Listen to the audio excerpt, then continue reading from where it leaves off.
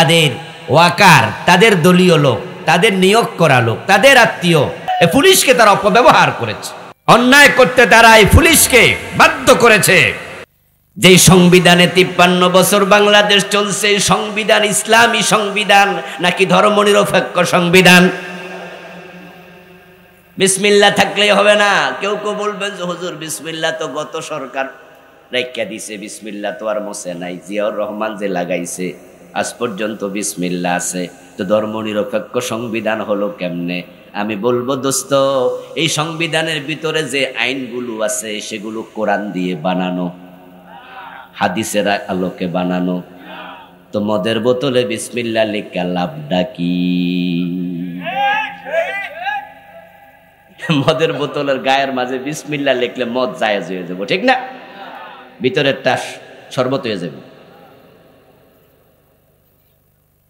ধর্মনিরপেক্ষতা একটি কুফরি মতবাদ, এর সাথে জড়িয়ে আছে বাংলাদেশের কোটি কোটি মানুষ। শুধু আমরা ইসলামওয়ালারা ছাড়া বাকি যারা আছে, যারা আল্লাহর জমিনে আল্লাহর আইন চায় না, এ কোরআনকে সংবিধান বানাতে চায় না, সবগুলো ধর্মনিরপেক্ষতাবাদী, সবগুলো কুফরিতে ডুবে গেছে, সবগুলো বেঈমান হয়ে গেছে। ধর্মনিরপেক্ষতা কি? তারা ধর্মের পক্ষে না ধর্মনিরপেক্ষ? কি পক্ষে? পক্ষ হইল নিরপেক্ষ কেমনে কয়? আর যে ধর্মের পক্ষে থাকে না সে মোমেন থাকে কেমনে? আসলে নিরপেক্ষ হওয়ার কোনো সুযোগও নাই। সুযোগ আছে দুইটা, লাকুম দীনুকুম ওয়ালিয়া দিন। হয়তো ধর্ম মানবেন, না হয় বাহিরে থাকবেন, মাঝামাঝি কোনো রাস্তা আসলেই। এটা হলো ওদের চালাকি। ওরা বলবে না যে ধর্ম মানি না, কারণ মানি না বললে মানুষ বলবে তুই তো কাফের। আবার এটাও বলবে না পুরা মানি, পুরা মানি বললে তো 53 বছর আগে কোরআন দিয়ে দেশ চলার কথা নাকি? আমরা তো 92% মুসলমান। তোরা পুরা মানি না, আবার একবার অস্বীকারও করি না। আমরা কিছু মানি, কিছু ছাড়ি। এই জন্য 5 ওয়াক্ত নামাজ মানে, কিন্তু চোর ধরে হাত কাটতে হবে, এই আইনটা। 5 ওয়াক্ত নামাজের কথা আল্লাহর কোরআনে আছে না নাই? বলেন বলেন, আছে কি না? চোর ধরে হাত কাটার কথাটা নাই? আছে। তো নামাজটা তো 53 বছর মানতেছেন। আওয়ামী লীগও নামাজ পড়ে, বিএনপিও নামাজ পড়ে, জাতীয় পার্টিও পড়ে, আর আমরা হুজুররা তো ফরিয়ে। কিন্তু চোর ধরে হাত কাটার পক্ষে তারা কয়দিন কইছে আমরার মতো? ওরাই যদি বলতো যে হ্যাঁ নামাজ যেমন মানি, চোর ধরে হাত কাটাও মানি, তাহলে এই দেশে কোরআনের আইন চালু হয়ে যেত। কিন্তু ওরা নামাজেরটা মানে, এটা আর মানে না। না মানার কারণ আছে, কারণ যারা ইসলামী রাজনীতি করে না, বাকি রাজনীতি করে, তারা সবাই পেটের জন্যই করে। তারা হিসাব মিলাইয়া দেখে এমপি হইলে যেই বেতন মাত্র 1.25 লাখ টাকা, এমপিদের বেতন 1.25 লাখ থেকে 1.5 লাখ, মন্ত্রীর বেতন 2 থেকে 2.5 লাখ। তো একজন এমপির বেতন, মন্ত্রীর বেতন 2.5 লাখ, 3 লাখ যদি হয়, বছরে হয় কয় লাখ, 5 বছরে কয় লাখ, 2-3 কোটিও তো হইব না। তাই ওরা ভাবে চোর ধরে হাত কাটার আইন যদি করি, অনেক নেতার নিজের হাত থাকবে না।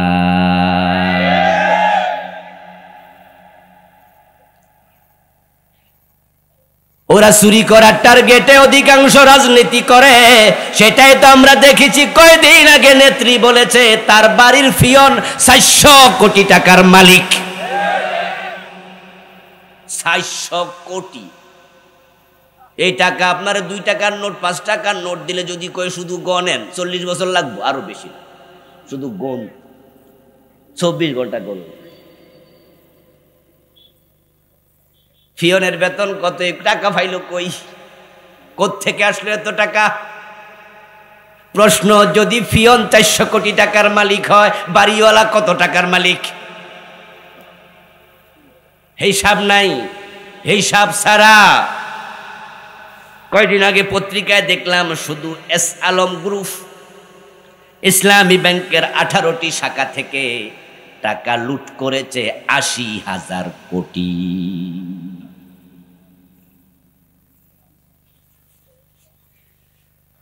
শুধু ইসলামী ব্যাংক থেকে এটা নিছে এক্সিম, আল আরাফা, আরো আছেন।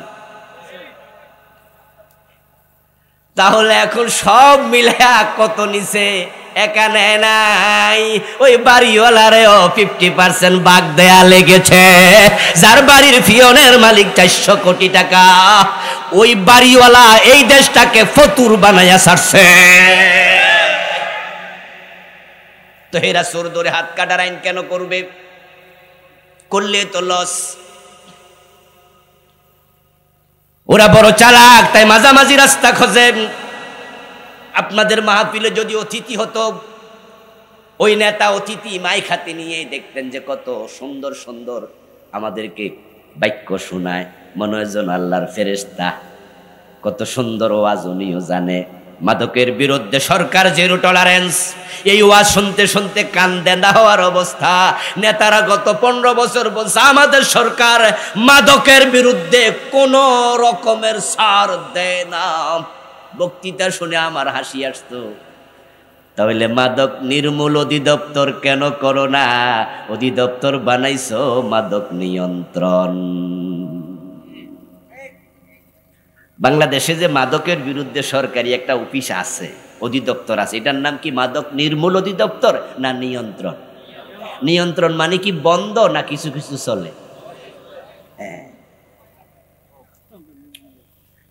মাঝে মাঝে ড্রাইভার যদি গাড়ি খুব জোরে চালায়, আমরা কিন্তু বলি এই ড্রাইভার গাড়ি নিয়ন্ত্রণে চালাও। এর মানে 40, 30, 50, 60-এর ভিতরে রাখো, নিয়ন্ত্রণে চালাও। ওরা নাম দিছে মাদক নিয়ন্ত্রণ অধিদপ্তর, কারণ তারা জানে তাদের দলের লোক, তাদের নিজেরা নিজের সন্তানেরা শেরাটনে যাইয়া, সোনারগাঁ হোটেলের এডিসনে যাইয়া ওই বারের মাঝে মদ খাইয়া বেড়ি লইয়া লাফায়। অনেক নেতার ছেলে, অনেক নেতার সাঙ্গ পাঙ্গ 5 স্টার হোটেলে মদ খাইয়া লাফায়। এই যে শেরাটন, রেডিসন হোটেল, সোনারগাঁ, ওখানে মদের বার সরকার স্বীকৃতি দিছে, অনুমতি দিছে। আচ্ছা, ওখানে রিক্সাওয়ালার ছেলে, ঠেলাওয়ালার ছেলে অথবা আপনাদের ছেলে পেলে কয়জন যেতে পারবো? টাকা কটার টাকা আছে ওখানে? কারা যায়? ওই ওদের খাওয়ার সুবিধার্থেই অধিদপ্তর বানাইছে নিয়ন্ত্রণ অধিদপ্তর, মানে শুধু হে রাখা। ইসলামের আইন মদ খেলে 80 বেত লাগাতে হবে, এটা বাংলাদেশের কে জানে না? ইসলামে আইন আছে। ফারুক আজম ওমর রাদিয়াল্লাহু তাআলা আনহু নিজের ছেলে আবু শামাকেও ছাড় দেন নাই।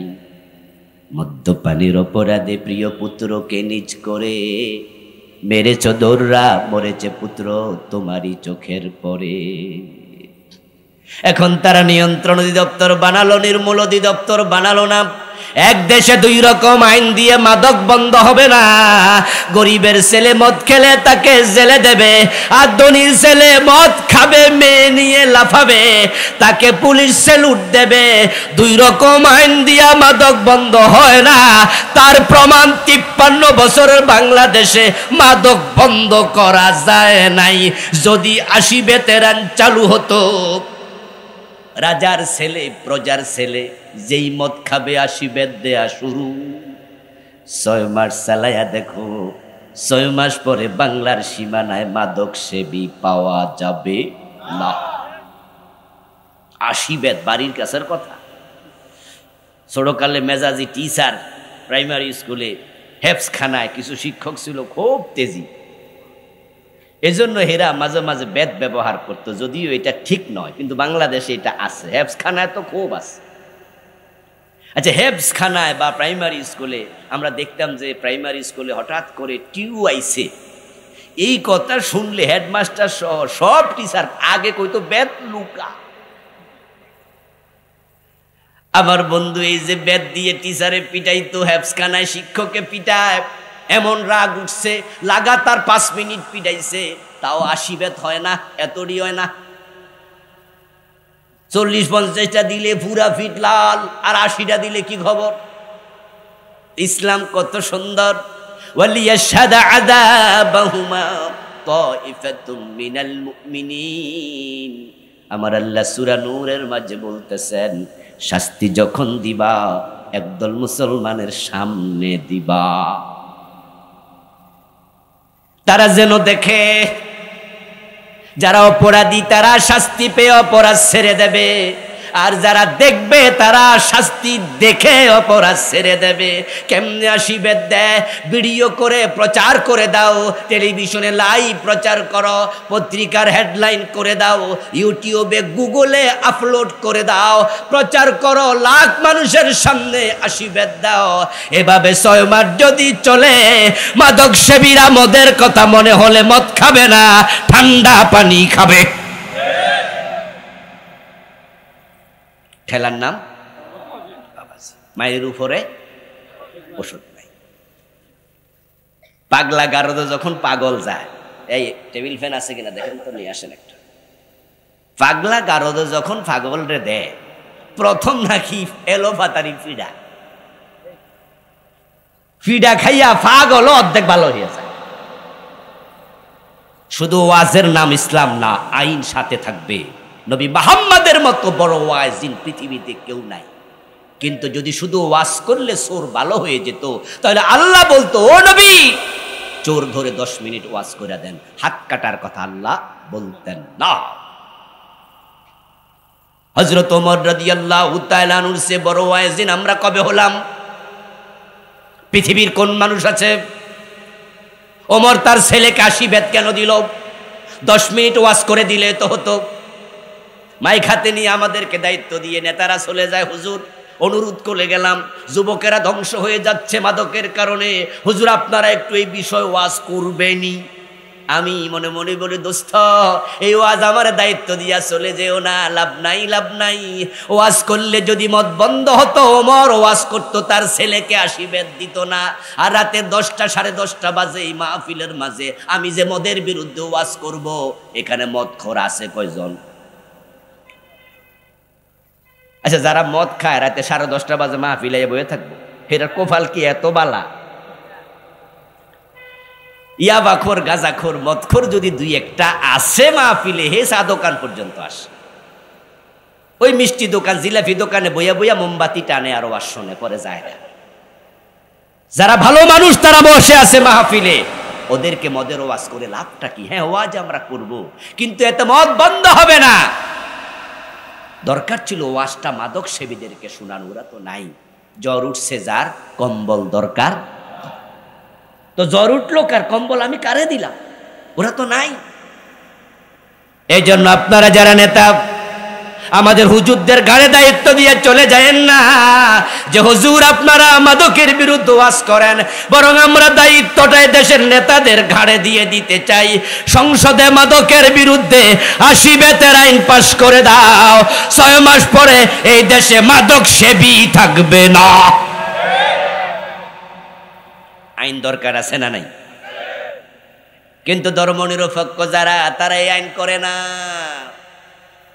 তারা মাঝামাঝি থাকে, পুরাটা মানে না, কিছু মানে। যারা কিছু মানে তারা কেন কাফের, কিছু তো মানে। ফতোয়া আমার নয়, ফতোয়া আমার আল্লাহর। আল্লাহ তাআলা বলছেন, ইয়াকুলুনা নুমিনু বিবাদিন ওয়া নাকফুরু বিবাদিন ইউরিদুনা আইয়াত্তাখিযু বাইনা যালিকা সাবিলা উলাইকা হুমুল কাফিরুনা হাক্কা। আল্লাহ তাআলা বলতেছেন, তারা বলবে কিছু তো মানি, কিছু মানি, কিছু মানি না। তারা মাঝামাঝি রাস্তা খোঁজে। উলাইকা হুমুল কাফিরুনা হাক্কা, তারা অরিজিনাল। দুইজন মানুষ কোটবাড়ি থেকে ক্যান্টনমেন্ট যাবে, একজনের কাছে 1 টাকাও নাই। সে বাসে উঠবে, টাকাহীন। আরেকজনের কাছে একটা 10 টাকার নোট আছে, তবে মাঝখান দিয়া অর্ধেক নাই। ওর কাছে অর্ধেকটা আছে, তাহলে অর্ধেকটার দাম কমপক্ষে 5 টাকা, ঠিক না? এই কথা বলতে হবে কিন্তু। একজনের কাছে 1 আনাও নাই, হে গাড়িতে উঠছে, ওইটা হেল্পার রে কইলো ভাইজান আমার কাছে নাই কোনো টাকা, আমার একটু দয়া করে নেও। হেল্পার নেবি কি নেবে না এটা হেল্পারের ব্যাপার। এখন আর একজন হেল্পার রে বলতেছে ভাই আমি কিন্তু 4 টাকা 3 টাকা দিমু, বেশি দিমু না। হেল্পার কয় দেও, হেতে 10 টাকা নোটের অর্ধেক দিয়া কয় 2 টাকা ফেরত দাও। হেল্পারে দিব, অর্ধেকটা তো নিব। আচ্ছা ফেরত না দেখ অর্ধেকটা নিবে, কেন নেবেন অর্ধেক? অর্ধেক তো আছে। কোরআনের কিছু মানো না। আল্লাহকে তুমি অরিজিনাল কাফের। কেউ যদি বলে 30 পারা মানি না, ফতুয়া সে কাফের। যদি বলে কেউ 15 পারা মানি, 15 পারা মানি না, ফতুয়া সেও কাফের। যদি কেউ বলে 29 পারা মানি, 1 পারা মানি না, সেও কাফের। যদি কেউ বলে 113 সূরা মানি, 1 সূরা মানি না, সেও কাফের। যদি কেউ বলে সব মানি, 1 অক্ষর মানি না, সে কি?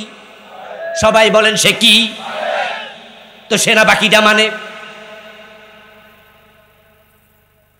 এইটা এমন এক কিতাব যে কিতাবের বিসমিল্লাহর বা থেকে মিনাল জিন্নাতি ওয়ান নাসের সিন পর্যন্ত সবটাকেই মানিতে হবে, সামান্য ছাড় নাই। যারা কুফরি করবে 5 প্রকারের মানুষ আল্লাহর সামনে হাজির হয়ে দেখবে আমল নামা খালি 5 প্রকার। ওই 5 দলের ভিতরে আপনি যদি থাকেন আজকে তাওবা করে বাড়ি যাবেন। আল্লাহ বড় রহমান, বড় গাফফার, আল্লাহর দোষ দিতে পারবেন না। কারণ তাওবার দরজা আল্লাহ যেদিন বানাইছে আজ পর্যন্ত 1 সেকেন্ডের জন্য বন্ধ করেন নাই। 100 জন খুন করে তারপরে ক্ষমা পেয়ে গেছে, এমন হাদিস আছে না নাই? তো আপনি যদি কুফরি লইয়া মরেন আল্লাহর দোষ কেমনে দিবেন? তাওবা করলে তো কুফরিও মাফ হয়ে যায়। ও দোস্ত, যে কাদিয়ানি গুলো কাফের, কারণ তারা নবী মুহাম্মদকে শেষ নবী মানে না। যদি কোনো কাদিয়ানি সন্তান আমাদের দলে চলে আসে, সে এসে বলে আমি এখন থেকে নবী মুহাম্মদ সাল্লাল্লাহু আলাইহি ওয়াসাল্লামকে শেষ নবী মানি, সে এখন থেকে আর কাফের নয়, সে হয়ে গেল মুমিন। এতে বোঝা যায় তাওবা করার সুযোগ কাদিয়ানীদেরও আছে। যারা পীরের পায়ে সেজদা দেয়, আমার আজকের আলোচনা শুনে যদি তারা কেউ বলে ঠিক আছে আমি আজ থেকে আর কোনো পীরকে সেজদা করব না, সেজদার মালিক শুধু কে? এই কথা বলে সে তাওবা করে কালেমা পড়ে, লোকটা এখন আর মুশরিক না, এখন হয়ে গেল মুমিন। এতে বোঝা যায় শিরিক থেকে তাওবার সুযোগ আছে। ও দোস্ত, আল্লাহ তাওবার দরজা খুলে রেখেছেন, 1 সেকেন্ডের জন্য বন্ধ করেন নাই। এটা বন্ধ হবে সেদিন পশ্চিম দিক থেকে সূর্য উদিত হবে যেই দিন। পশ্চিম দিকে কি সূর্য উঠছে নাকি এখনো? তাহলে কি আছে? তাওবার দরজা এখনো খোলা আছে, আরেকটা সময় বন্ধ হবে। ক্বালা রাসূলুল্লাহি সাল্লাল্লাহু আলাইহি ওয়াসাল্লাম ইন্নাল্লাহা ইয়াকবালু তাওবাতাল আবদি মা লাম ইউগারগির। প্রিয় নবীজি বলেছেন বান্দার মৃত্যুর যন্ত্রণা শুরু হওয়ার আগ পর্যন্ত আল্লাহ তাওবা কবুল করতেই থাকে। আমাদের এখানে কারো কি মৃত্যুর যন্ত্রণা শুরু হয়েছে? তাহলে তাওবার কবুলের সুযোগ এখনো আপনার আছে, আপনি কেন করলেন? আল্লাযীনা দাল্লা সাইয়ুহুম ফিল হায়াতিদ দুনিয়া, যে মানুষগুলোর আমল দুনিয়াতে হারিয়ে গেছে, তারা আমল করেছে কিন্তু আমল আল্লাহ পর্যন্ত পৌঁছে নাই। আপনি বলুন আমি এমন মানুষের সংবাদ তোমাদের দেব নাকি? ওয়াহুম ইয়াহসাবুন আন্নাহুম ইউহসিনুনা সুনআ, অথচ সেই মানুষগুলো মনে মনে ভাবছে তারা ভালো আমল করে করে চলছে, তাদের আমলগুলো যে বাতিল হারিয়ে গেছে তারা তা টেরও পায় না। এই আয়াতে কারিমার সরল অনুবাদ শুনে বুঝলেন এমন কিছু মানুষ আছে যাদের আমলগুলো হারিয়ে যাচ্ছে, কবুল হচ্ছে না, অথচ তারা আমলকারী। এই আয়াত গতকাল নাজিল হয় নাই, 1400-1450 বছর আগে রাসূলুল্লাহর উপরে সাহাবায়ে কেরাম রাদিয়াল্লাহু তাআলা আনহুমের যুগে নাজিল হলো। ওই যুগে যদি এমন মানুষ থাকে যাদের আমলগুলো বাতিল, আজকের যুগে এ জাতীয় মানুষ কমেছে না বেড়েছে? আল্লাহ না করুন ওদের মাঝে যদি আপনার নাম থাকে, আল্লাহর সামনে গিয়ে আপনি দেখলেন যে আপনার কোনো আমলই কবুল হয় নাই, অথচ আপনি 5 ওয়াক্ত নামাজি ছিলেন, আপনি রমাদানে রোজা রেখেছেন, আপনি হজ করেছেন, গনে গনে হিসাব করে যাকাত দিয়েছেন, আপনি কোনো আমল আল্লাহর সামনে গিয়ে পেলেন না, সব বরবাদ, সব হারায় গেছে। এই দৃশ্য যখন আল্লাহর সামনে গিয়ে দেখবেন, নতুন করে দুনিয়ায় ফিরে এসে আবার আমল করার কোনো সুযোগ আছে? এই লোকটার জন্য বড় দুঃসংবাদ, বড় দুঃসংবাদ। সে আল্লাহ তাআলাকে সেদিন বলবে, ও আমার রব, ওয়ালাউ আন্না লানা কাররাতান ফানাকুনা মিনাল মুমিনিন, তুমি যদি একটা বারের জন্য আমাকে দুনিয়া আবার পাঠাইতাম, আমি ভালো মুমিন হয়ে যেতাম, আমার একটা বারের জন্য পাঠাও। ফাইন উদনা ফাইন্না যালিমুন। অন্য আয়াতে আল্লাহ বলেন, এই লোকগুলো আল্লাহকে বলবে, আল্লাহ তুমি আমাকে বিশ্বাস করিও, যদি আমি আগের মতো আবার উল্টা পাল্টা চলি তাহলে আমি জালেম, যা মনে চায় তা করিও, তুমি আমার একবারের জন্য পাঠাও। যতই চিৎকার দেখ, যতই বলুক, পাঠানো হবে নাকি? কোনো সম্ভাবনা আছে নাকি? তাহলে সেদিন বুঝে লাভটা কি? যেহেতু আল্লাহ বলছে, ও নবী আপনি তাদের সংবাদ দেন যারা এমন, ওদের সংবাদ আমাদেরও জানা দরকার। আল্লাহ না করুক যদি আজকের আলোচনা শোনার পরে আপনার কাছে মনে হয় আমার নাম আপনার নাম সেখানে আছে, আজকে যদি বোঝেন তাওবার সুযোগ আছে না নাই? কিন্তু সেদিন বুঝে কোনো লাভ নাই। আমাদের দেশে আল্লাহর কত নামাজি বান্দা আছে যারা কাফের, আল্লাহর কত নামাজি বান্দা আছে মুশরিক, আল্লাহর কত নামাজি বান্দা আছে ডাইরেক্ট মুনাফিক। যে কাফের তার কোনো আমল কবুল হবে না, কারণ যার ঈমান নাই তার আমলের কোনো মূল্য নাই।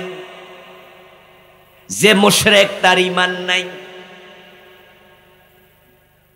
ঈমানবিহীন আমল করলো মুশরিক, 5 ওয়াক্ত নামাজি, কি লাভ? আপনারা বলুন তো, আল্লাহকে মসজিদে সেজদা করে আবার দরবারে যায়া পীরের পায়ে সেজদা দেয় এমন 2-4 জন আছে না নাই? তো যে দরবারে পীরের পায়ে সেজদা দিল, মসজিদে আল্লাহকে সেজদা দিয়া লাভটা কি? যে পীরের পায়ে সেজদা দেয় লোকটা মুমিন না মুশরিক? একটু জোরে জোরে বলিয়েন। যে মাজারে সেজদা দেয় মুমিন না মুশরিক? তো সে জুমার দিন হাজির হইয়া লাভ কি? শিরিক করলে তো ঈমান নাই।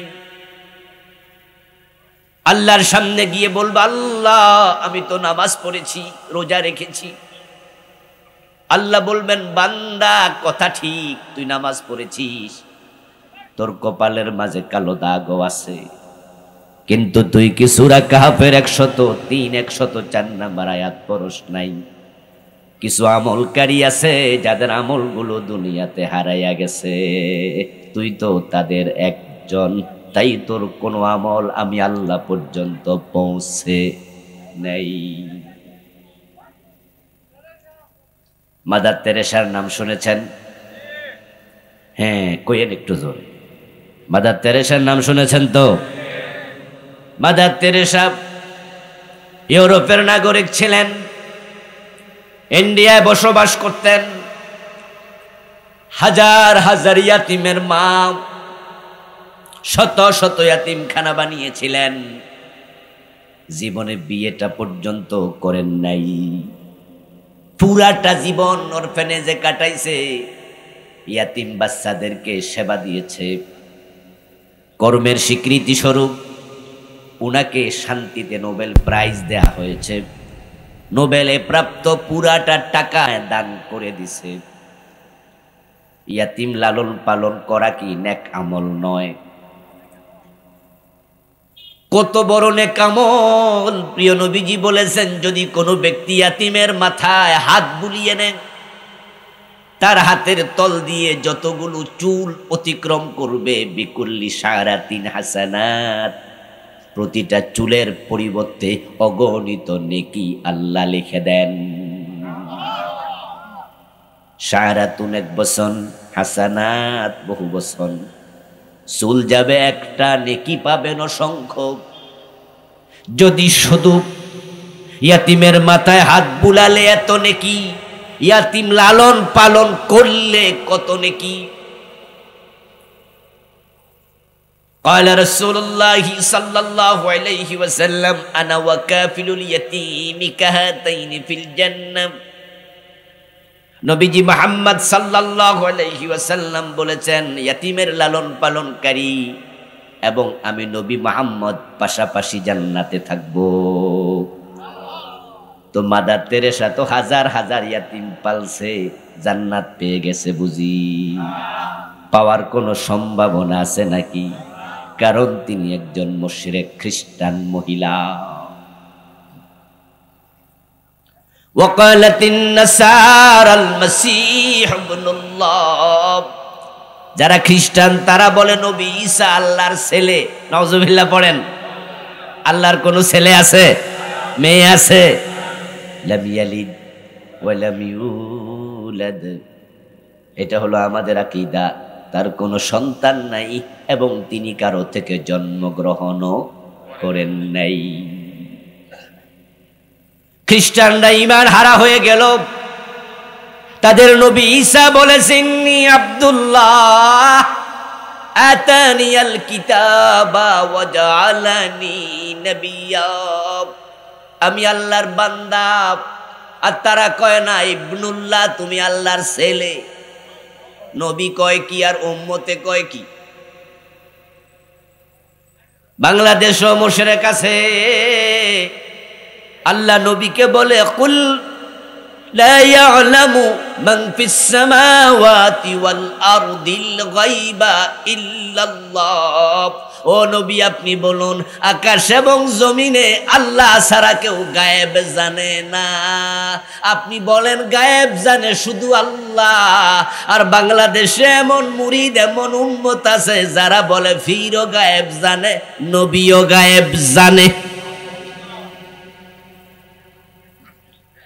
নবী ঈসা কয় আমি আল্লাহর বান্দা, উম্মত কয় না আপনি আল্লাহর ছেলে। নবীর কথার সাথে অমিল হয়ে গেল মুশরিক। নবী মুহাম্মদকে আল্লাহ বলেন, আপনি বলুন গায়েব জানে শুধু আল্লাহ। আর উম্মতে আবেগের ঠেলা কয় না নবী আপনিও জানেন।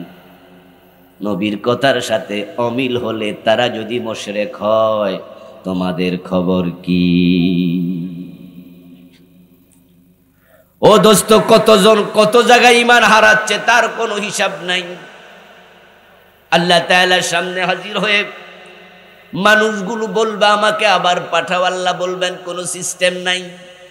খুদুহু ফাগুল্লুহু সুম্মাল জাহিমা সাল্লু।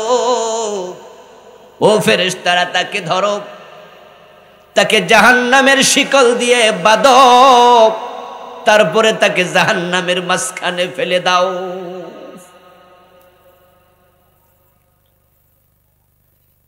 এই জন্য বন্ধু, আগে আপনি সেইখানে আছেন কিনা যাচাই করে নেবেন। কোরআন এবং হাদিস হলো আয়নার মতো, সামনে দাঁড়ালে ইমান দেখা যায়, শিরিক দেখা যায়, কুফর দেখা যায়। কোনটা ইমান, কোনটা শিরিক, কোনটা কুফর, কোনটা নেফাক, এগুলো কোরআন হাদিসে আছে না নাই? এর সামনে আপনি দাঁড়াবেন, মুখোমুখি হবেন। বর্ষাকালে একসময় তো আমাদের দেশে খুব মাছ পাওয়া যেত। এখন তো আমরা জৈব সার ব্যবহার করে, কীটনাশক ব্যবহার করে মাছের 12টা বাজাইয়া ছেড়ে দিচ্ছি। একসময় কিন্তু আমরা ছোট যখন ছিলাম তখন বর্ষাকালে মাছ কাকে বলে, নদীগুলোতে খালগুলোতে মাছ ছিল। মাছ ধরার জন্য এক রকমের জাল ব্যবহার করা হতো, এরকম বিছাইয়া রাখতো খালের মাঝে, এখানে পাশায় চাপ দিলে উঠে যায়, জালের মাঝে মাছ এমনি উঠতো। এটার নাম কি জাল? বেল জাল। রাতের বেলায় যারা জেলে মানুষ তারা মাছ ধরতো বেল জালে, এবং বেল জালে যারা মাছ ধরতো তারা মাছগুলো জীবিত থাকার জন্য একটা পাত্রের মাঝে রাখতো। এই পাত্রের নাম হলো ডুলা। ওই ডুলাটা গলা পর্যন্ত ভিজায়া রাখতো যেন মাছগুলো মরে না যায়, কারণ জীবিত মাছের দাম একটু বেশি। এখন সকাল বেলায় ওই জেলে ডুলা তোলা দিয়া দেখে ডুলা তলা নাই। সন্ধ্যায় মাছ ধরা শুরু করছে, সারাটা রাত মাছ ধরছে, যা পাইছে রাখছে, কিন্তু ডুলা যে ভাঙ্গা এটা খেয়ালই করে নাই।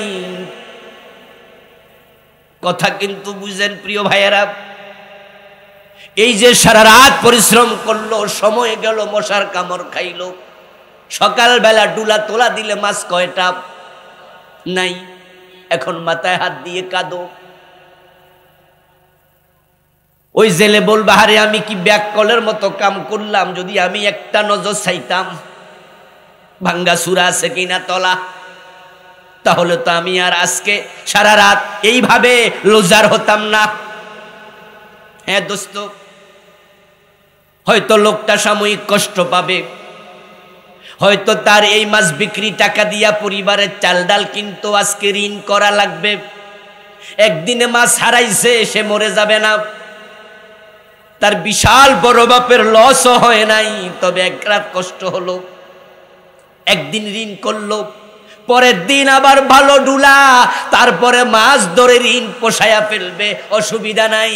কিন্তু আল্লাহর সামনে গিয়া যদি দেখো তোমার আমলের তলা নাই,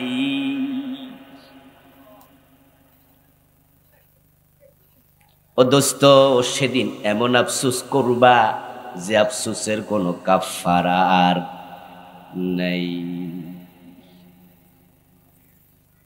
কি ভাবছেন আপনি ইমানদার, কুফরি হবে না? আপনি ইমান এনেছেন, আপনি মুশরিক হবেন না? আপনি ইমান এনেছেন, আপনার কলবে নেফাক ঢুকবে না, এমন ভাবনা ভুল, অবান্তর। বরং যার ইমান আছে তার ইমান চুরি হওয়ার সম্ভাবনাও আছে। শুধু আল্লাহর নবীগণ ব্যতীত কারো ইমানের কোনো গ্যারান্টি নেই। রাসূলুল্লাহর হাতে কালেমা পড়েছে সাহাবী, হিজরত করে মক্কা থেকে মদিনায় গেল মুহাজির, কিছুদিন পরে আবার বেঈমান মুরতাদ হইয়া মক্কায় পালাইয়া চলে গেল, এমন ঘটনাও আছে। তো সাহাবী যদি বেঈমান হইয়া যায়, আমনে আমি কেডা?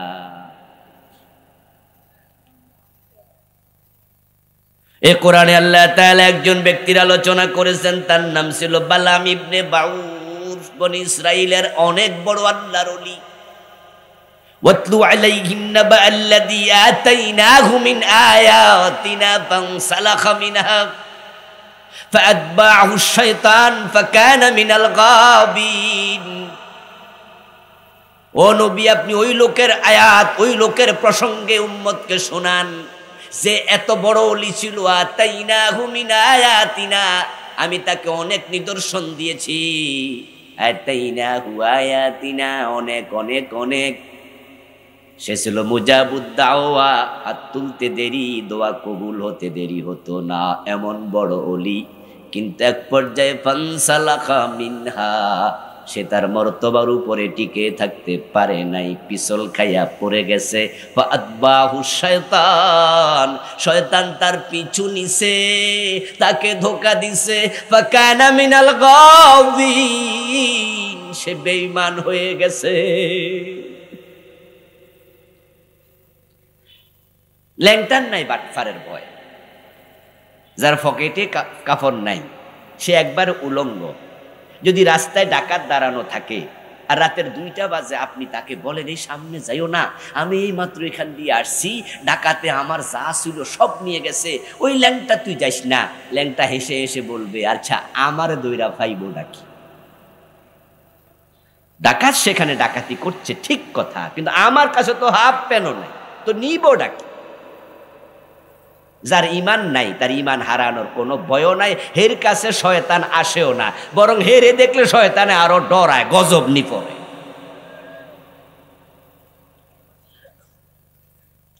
আপনাদের যাদের ইমান আছে, ইমান হারানোর সম্ভাবনা আছে কিনা?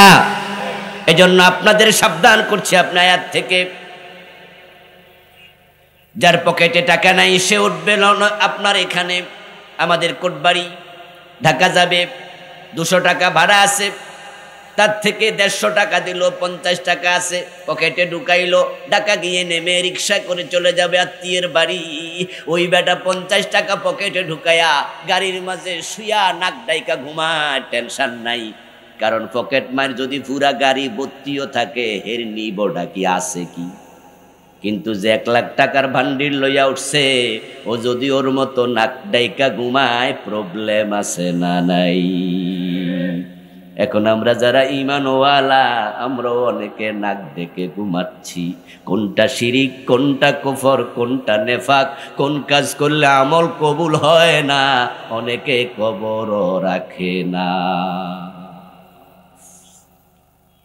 অথচ 1450 বছর আগে আল্লাহ বলো, কোন হে নবী আপনি বলেন, রাসূল কি গোপন রাখছে না বলেছে? বলেন না প্রিয় ভাইরা, রাসূলুল্লাহ গোপন রাখছে নাকি? বলে নাই। উনি কোরআনের আয়াত শুনাইছে, হাদিসে ব্যাখ্যা করে দিছে। এখন আপনি জানলেন না, দোষ তো আর আল্লাহর নয়, দোষ তো রাসূলের নয়। এই জন্য প্রিয় নবীজি বলেছেন, ইয়াতি আলান নাসি জামানুন, এমন একটা জামানা আসবে, ইয়াজতামিউনা ফিল মাসাজিদ লাইসা ফীহিম মুমিনুন, লোকগুলো ইমানের ব্যাপারে এত বেখেয়াল হবে, গাফেল হবে, বেখবর হবে, তারা দল বেঁধে মসজিদে নামাজ পড়বে, অথচ একটারও ইমান থাকবে না। কি জঘন্য খবর এটা! এমন একটা জামানা আসবে, 1450 বছর আগে বলেছেন আসবে। এই শব্দ কি এটাই চলমান, আসবে না এসে গেছে? এমন মসজিদ আমি চিনি যে মসজিদ ইমাম কাফের, মুয়াজ্জিন কাফের, মুসল্লি সবগুলো কাফের, অথচ নামাজ হচ্ছে 5 ওয়াক্ত। এই মসজিদ আপনি যদি চিনতে চান, ঢাকার বকশীবাজারে চলে যান, আমাদের মাদ্রাসা আলিয়ার পাশে কাদিয়ানীদের মসজিদ আছে, ইমামও কাদিয়ানী, মুয়াজ্জিনও কাদিয়ানী, মুসল্লিও কাদিয়ানী, নামাজ পড়ে 5 ওয়াক্ত, ইমানদার আছে কয়জন?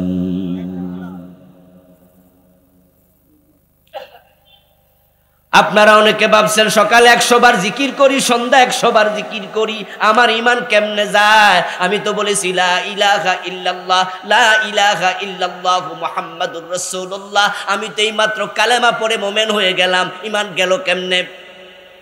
আমি বলবো প্রিয় ভাইটি শুনুন, কাদিয়ানীর মুয়াজ্জিন যখন আজান দেয়, তার আজানের মাঝে আশহাদু আল্লা ইলাহা ইল্লাল্লাহ কালেমাটা বুঝি নাই, আশহাদু আন্না মুহাম্মাদুর রাসূলুল্লাহ কালেমাটা নাই।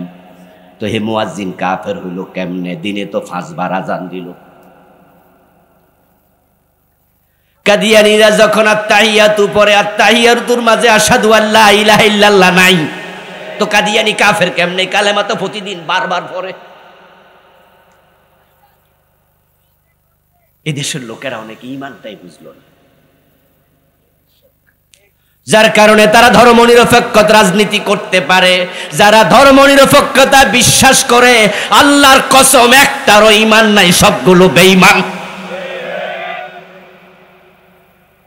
অথচ 53 বছর ধরে যে যারা দেশ চালাচ্ছে তাদের সবগুলোর আদর্শ হলো ধর্মনিরপেক্ষতাবাদ।